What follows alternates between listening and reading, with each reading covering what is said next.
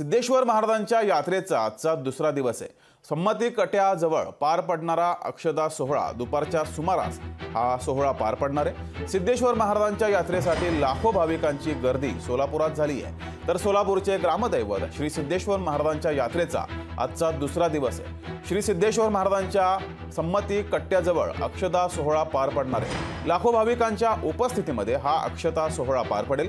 अक्षता सोहळ्यासाठी पालकमंत्री चंद्रकांत पाटील, माजी केंद्रीय मंत्री सुशीलकुमार शिंदे, आमदार रोहित पवार यांच्यासह जिल्ह्यातील आमदार खासदार उपस्थित राहणार आहेत।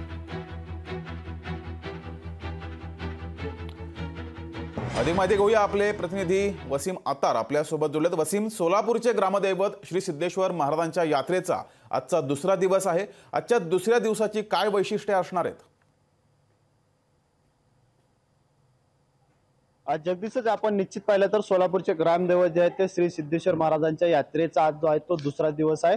आज यात्रेचा दुसरा दिवस जरी असला तरी सिद्धेश्वर महाराजांच्या मंदिराच्या परिसरात असलेल्या संमती कट्टा या ठिकाणी जो आहे तो अक्षता सोहळा जो आहे तो या ठिकाणी मोठ्या भक्तिमय वातावरणात पार पडत असतो। या ठिकाणी अक्षता सोहळ्यासाठी जे आहे तो लाखो भाविक जे आहेत ते या ठिकाणी उपस्थित राहत असतात।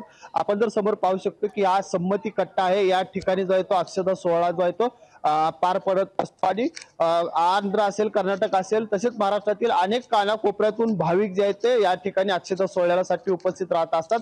त्याचबरोबर जिल्ह्याचे पालकमंत्री चंद्रकांत दादा पाटील देखील या ठिकाणी उपस्थित राहणार आहेत। माजी केंद्रीय गृहमंत्री देखील सुशीलकुमार शिंदे देखील या ठिकाणी उपस्थित राहणार आहेत। आमदार रोहित पवार देखील जे आहेत ते या ठिकाणी उपस्थित राहणार आहेत। एक मोठ्या भक्तिमय वातावरणात जे आहे ते जगदीश या ठिकाणी जो आहे तो अक्षता सोहळा आपल्याला या ठिकाणी पार पडलेला दिसतो।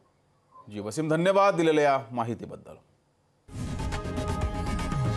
लोकशाही मराठी ऐका, पहा, जागरूक रहा।